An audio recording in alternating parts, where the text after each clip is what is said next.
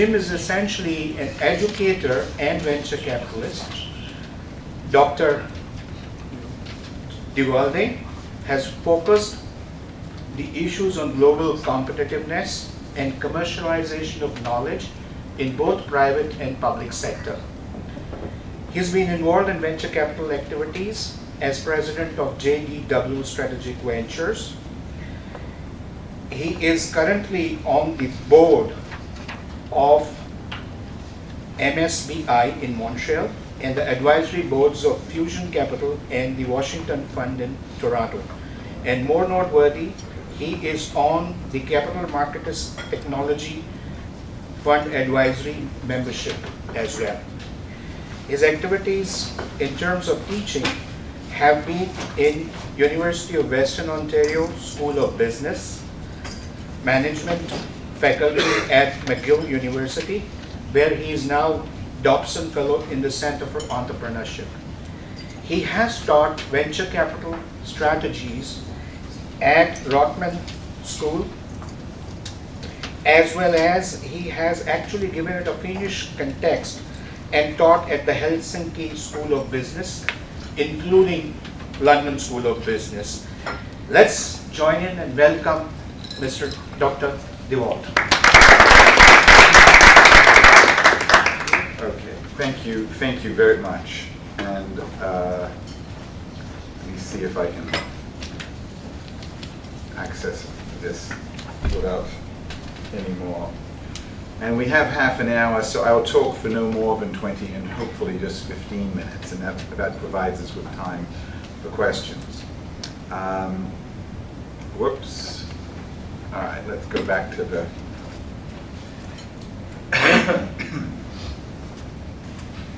Let me just, while we're doing this, it's totally my fault, we're just operating from an old but MSBI is now, as many people in the room, being renamed Inovia Capital.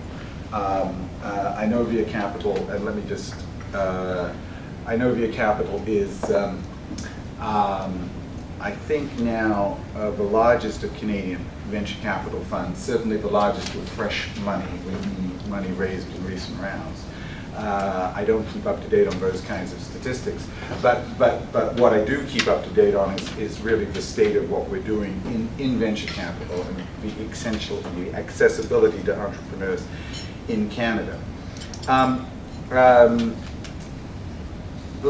What I was trying to do here in this particular presentation is to get people to think about what the challenges are for this next generation of entrepreneurs in Ontario, and particularly in Ontario, because I think the situation in British Columbia, in Alberta, in Quebec is very different, and that you have different sources of capital, but also different kinds of challenges in terms of scalability in those other major jurisdictions in Canada.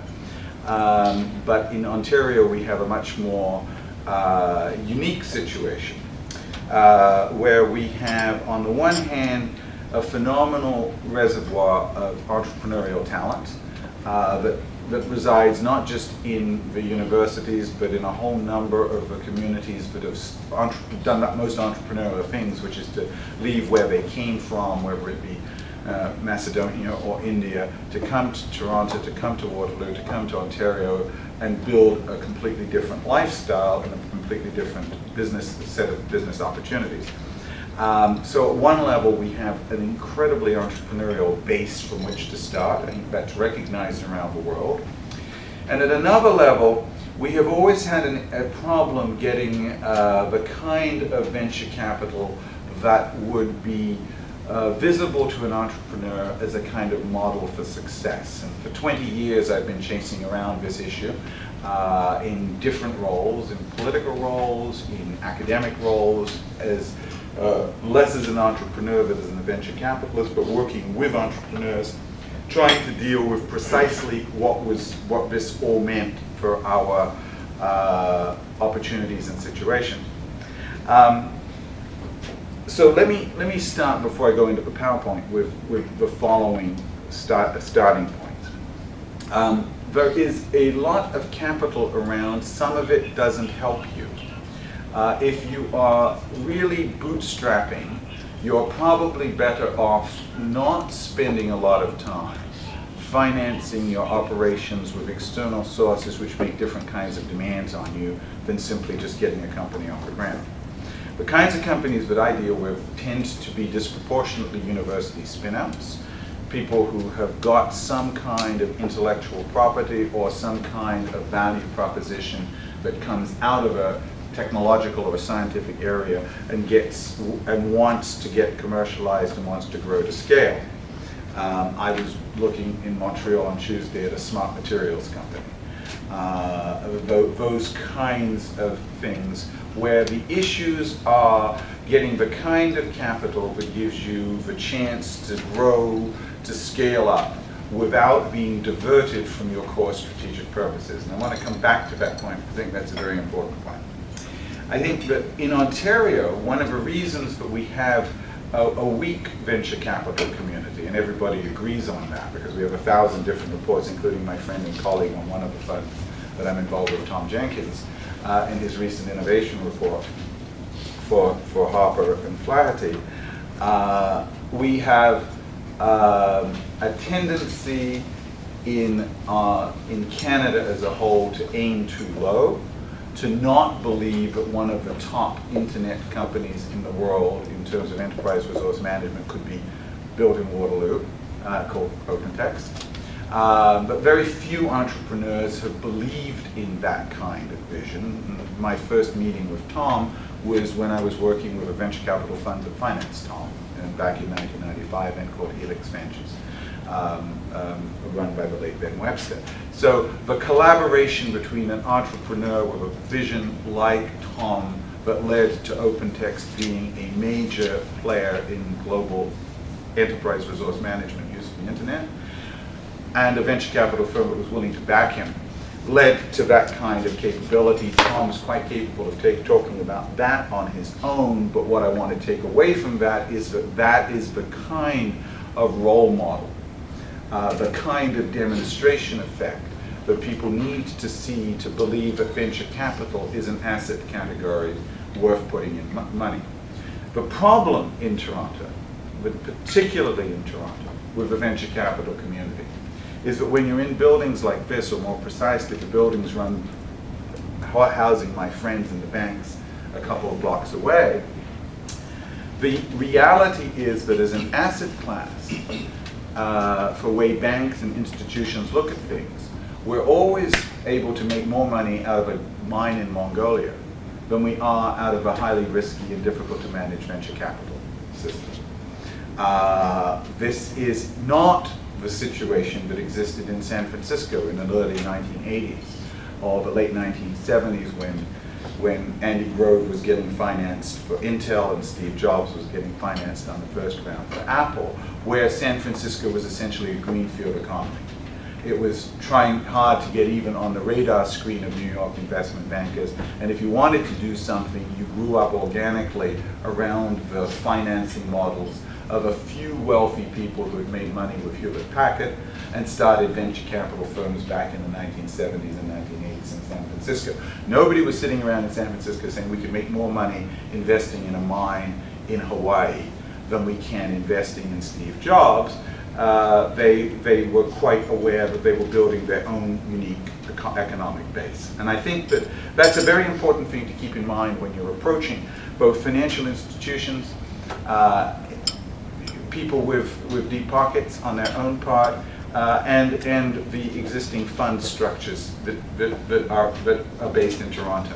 We have never got the traction on the kind of venture capital that I like to see, the kind of traction you get in cities like San Francisco, which always felt it was competing with Wall Street, or what you get, frankly, in Montreal and Vancouver, which always thought they were competing with Bay Street and developing new asset categories. I mean, there's nothing necessarily surprising about that. But as we go forward here, or backwards here, as we go forward here and start to talk about the next generation of financing, the next generation of raising money, we are now in a very different kind of environment. We know that since what I choose to call the global economic realignment of 2008, there is no global recession. there is absolutely no growth because it is in absolutely staggering amounts of growth rates in the south part of the planet. The growth rate in Brazil, the growth rate that's starting to take shape in Nigeria, the growth rate that I don't need to talk to some people in this room about in India, the growth rate in Malaysia, in China, and so on. What we've had is a fundamental economic realignment. So we have to, in places like Toronto, and places like Montreal, and places like Vancouver, start to realign ourselves and try to figure out how to build durable companies in a period of global economic realignment, which means that the financial institutions and the governments have to take into account that they are, the next round of growth doesn't come from simply finding one more mine in Yellowknife. It comes, or chopping down one more forest in northeastern British Columbia. It comes from the intellectual capital that exists at the University of Waterloo, the University of Toronto, the University of Guelph, the University of Western Ontario, and on down the list until I make sure that I've named them all. And that's where we are at now, but this is a sea change for thinking in the Canadian capital markets. We have not historically thought that way. I taught the first course on venture capital in a Canadian university at McGill Business School back in 1990. It had to be taught in the strategy department because it wasn't considered a finance class, which in and of itself I always think tells you a great deal about how we've placed this in the ecosystem of how we do business in Canada. We have tended to think much too much, and there's some great pieces of work being written by entrepreneurs and venture capitalists in Boston about this, around the Babson Harvard network. We've tended to think about Silicon Valley as a model, and it's not a model. You know, every time you read everywhere, you read an article that they're going to do something in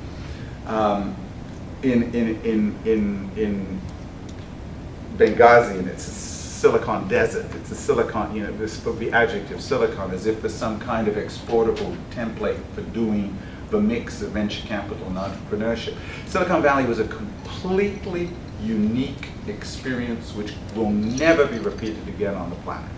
The concentration of the United States defense spending industries in California in the 1950s and 60s because they thought the Pacific coast was safer than the Atlantic coast. The absence of any other financial institutions, the gradual commercialization of those properties, not just through Hewlett-Packard, but in the extensive period in 1990 when the Cold War came to an end. And suddenly GPS was available so you could make mobile telephony, and a company like Qualcomm could get venture capital backing. Or the internet, which was developed as essentially a defense instrument. It was developed at DARPA in the Pentagon as an instrument for communication in the event of a nuclear war. And suddenly this was all privatized so that venture capitalists could take this enormous treasure of technology and create the companies that are all familiar to us today, the Ciscos, the Intels, the Yahoos, and so on. That's not a model that's replicable. Yeah, it's just not a model that applies to Ontario or to Scotland or to Norway or to any other place. That was a unique moment in history, and we've been distracted by Silicon Valley. And so now we've got to start to think about how we build durable companies anywhere where the nature of mobility and the internet has made it possible to build a successful company in Lagos, a successful company in Copenhagen. But we've got competitors in Lagos and Copenhagen. And that's a very different business model requiring a very different relationship between finance and entrepreneurship. So let me just go through the PowerPoint quickly, and I think that this is a way. There's a very popular book by Eric Ries called Lean Startup, which is now making the rounds. Good book. He's an entrepreneur in residence at Harvard Business School. And he says, well, you know, the difference now is that what we have to do is have continuous innovation in a company. It's a very different kind of business model than now that we have competitors in Lagos and Copenhagen on any given field that you want to start off with. And we've got to have zero waste. And that again, like anybody who's really trying to do venture capital well, you have to look at the kind of categories that over a period of time work. And continuous education, continuous innovation, zero waste, is a good place to start. It's a good book. It's not the answer to everything. It's a good book. My second generic point: entrepreneurship is a team sport. Everybody thinks of an entrepreneur as being lonely, solitary. You hear younger people saying all the time, "I want to be an entrepreneur because I don't want to work for or with. I want to do things on my own." It doesn't work that way in terms of successfully building companies. The thing you look for most in an entrepreneur is someone who knows how to build teams. And the capacity to build a team is probably the first ingredient of a backable, successful entrepreneur. And then I look at this in terms of strategic ventures. When I started my venture capital activity, leaving business schools in 1992, 93, I deliberately said strategic ventures. We want to create companies around entrepreneurs who are making things happen which didn't happen before. Pick a space, and commercialization of smart materials is something very much on my mind right now. In terms of the technological base of Ontario, the capacity of Ontario, the university system, McMaster, Waterloo, Western, to be able to be world leaders in an area like smart materials. Then build a management team, and then do the financial engineering, which is what we're going to talk about today. But the first two, I think, are really important. You got to be in a space where there is a reason to be because nobody else is there, and you got to build a management team. But everybody asks, what do you look for in a venture capital firm when you're looking at a business model? You look at the first thing I look at. You read 30 a week. First thing you look at is the management team. You just get a sense of what they've done. Does it make sense? Do their backgrounds fit together? It's only biographies on a piece of paper, but in order to figure out who you can meet with and who you can talk to, that's the first thing you look at, and then you go back through the other kinds of things. So financial engineering is about more than raising money. Let me use this as a tired metaphor, but I used it when I was teaching. I'll keep on using it. We keep talking about raising money. And the expression in and of itself creates a bit of confusion. Think about it like the problem of a pilot taking off down a runway. Something we do several times a week, and hope and assume it's being done well. What does it require to do well? It requires a plane be well designed by the guys at Bombardier, the guys at Boeing, or the guys at Airbus. It requires a full fuel tank, which is what people talk about when they're raising money. You've got to have a full fuel tank. It requires a skilled pilot, a management team. And here's the one we always don't think about. It requires a runway. Otherwise, you're doing a helicopter. You've got to have enough time to build the company, because it's a full fuel tank and no runway doesn't get you anywhere. So when we are looking at a company from the point of view of whether or not it can be built into a billion-dollar company, or a larger company, or a scaled-up company, or a company that achieves the financial targets that people have for themselves, both the investors and the people who put their sweat equity and their lives into it. What does a VC do? And if you don't use a VC, how do you get it done? Because these things need to be done. If you can do them without a VC, that's terrific. You need governance. You need to put together a board of directors it's the one beautiful thing about doing startups.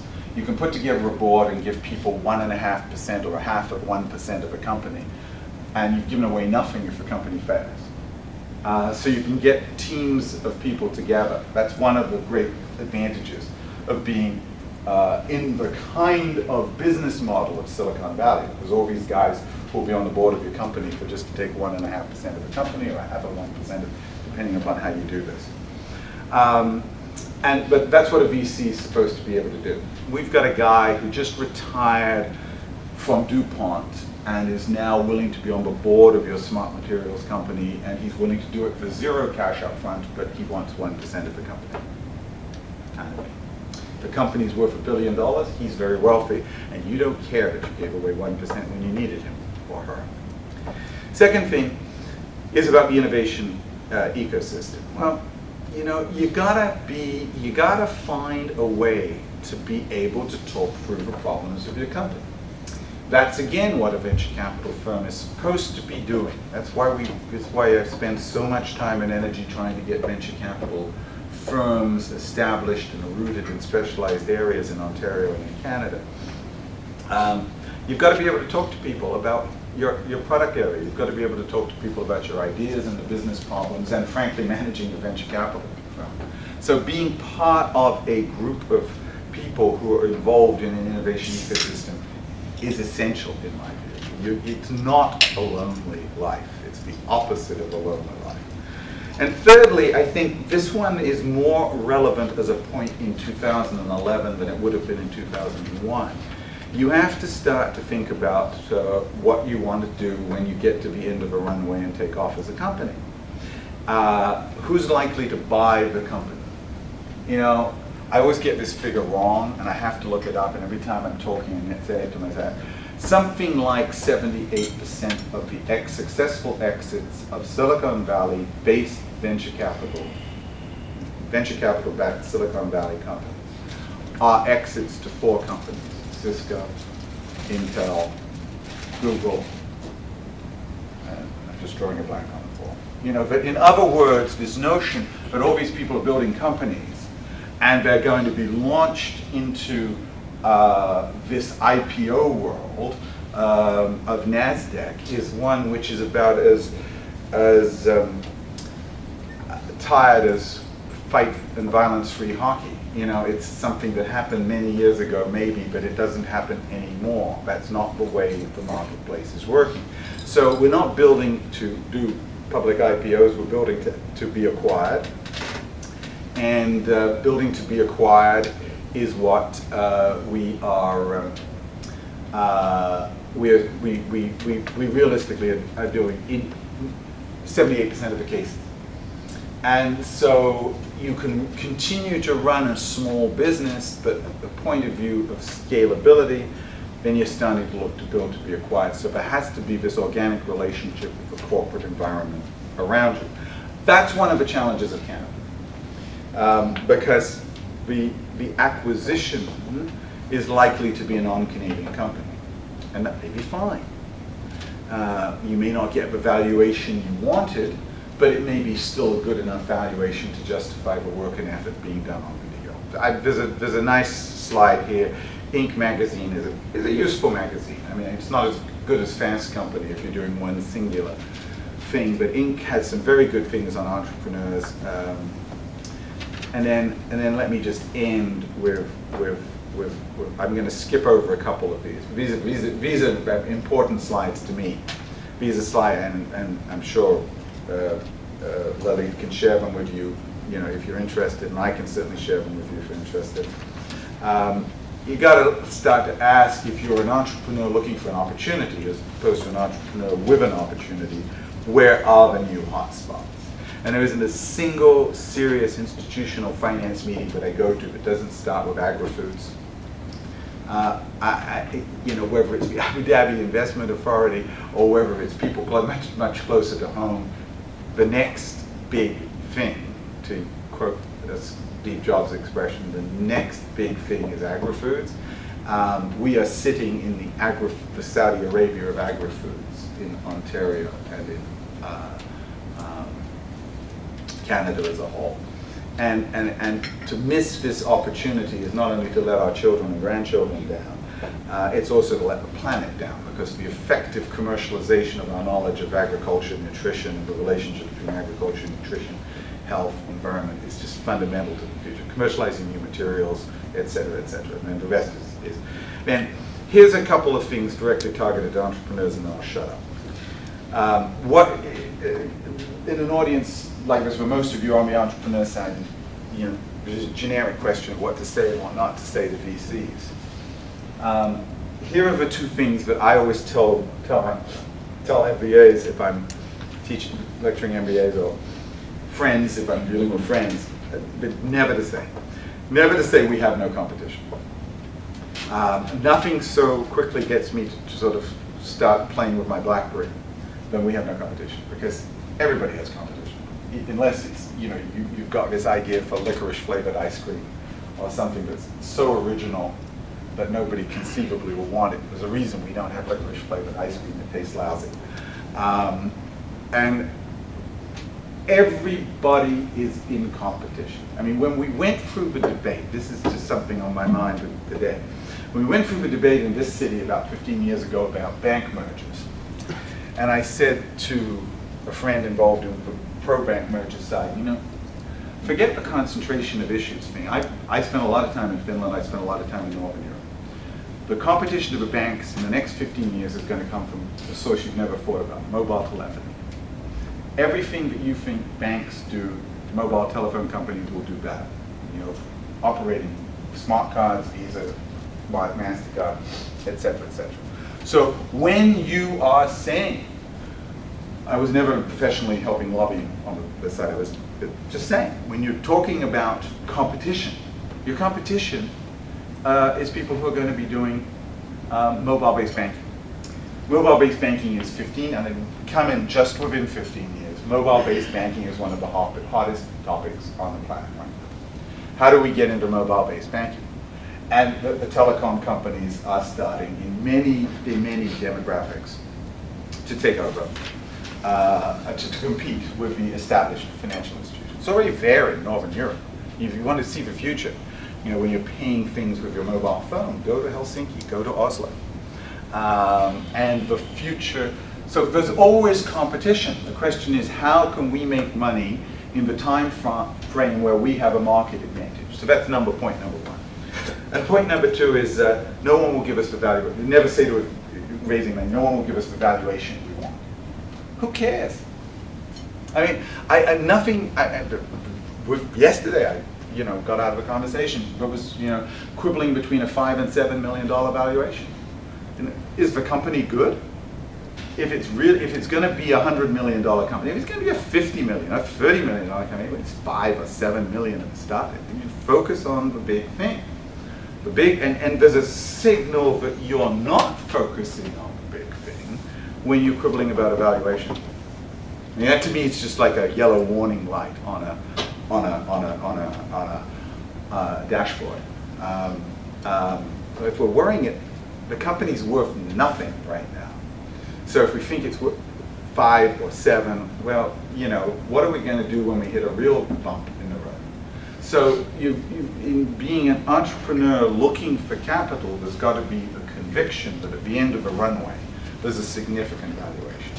Partly because, I'm going to end right now. I have a couple more slides, but let's just leave it right there. And if you want more than happy to provide it, but let's at least give 7.5 minutes for questions, as opposed to going for full to prove I can talk for 30 minutes, which I know I can do.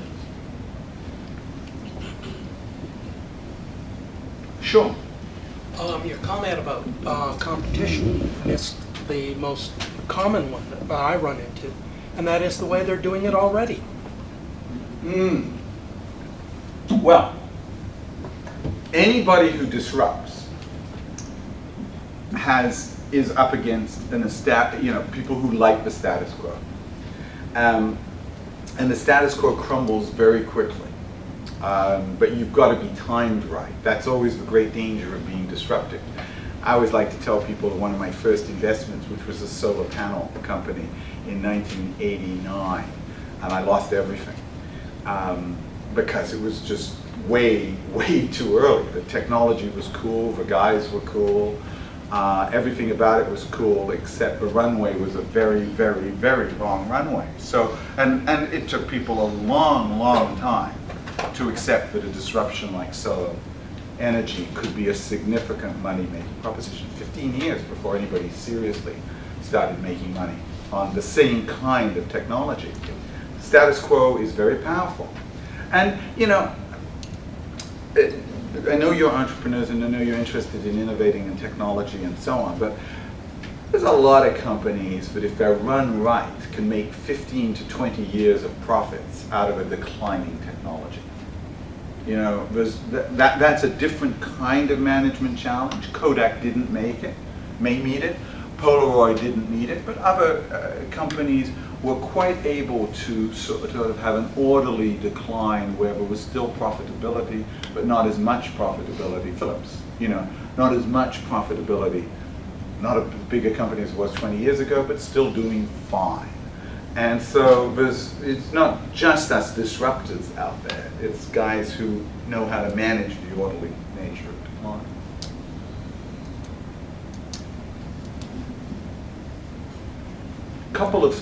Let me just say one of it without going back to the slides. One of the things about raising money in this environment, I think it is incumbent, Lalitha said in the introduction, having seen the slides, it's incumbent upon those of us who have some degree of interest in the institutional side of finance to say, you gotta make sophisticated, patient capital available to entrepreneurs. It is a failure of an economy if it doesn't do that. Sophisticated patient capital is available in China. It may not be widely available in China, but it's certainly available to specific people in China. It's available in Malaysia. It's available in Germany. And if it's not available in Ontario or Canada as a whole, we're going to lose substantially in terms of maximizing the return on some very, very smart intellectual capital. And by smart capital, I mean people who are committed to the growth of your particular company and your particular product area. I have long been an advocate. I've just written a piece that's going into a Nigerian magazine, saying the same thing in Nigeria that I said in Ontario 15 years ago. You've got all this oil, you've got all this money, you've got all this oil in the case of Nigeria. Create 50 funds. They don't have to be big. Create a fund that's special. We're back to Ontario. Create a fund that's on agri-foods. Create a fund that's on bioremediation and waste management. Create a fund on all of these kinds of things. And make sure they're well run. We've got a lot of very smart people with MBAs and a lot of very smart people without MBAs who are quite capable of running these kinds of funds for much more reasonable returns. You know, the guys who run Innovia and Public Knowledge get paid less than $200,000, much less than $200,000 a year for a long period of time, and have a huge payout at the end of it if their investments are right.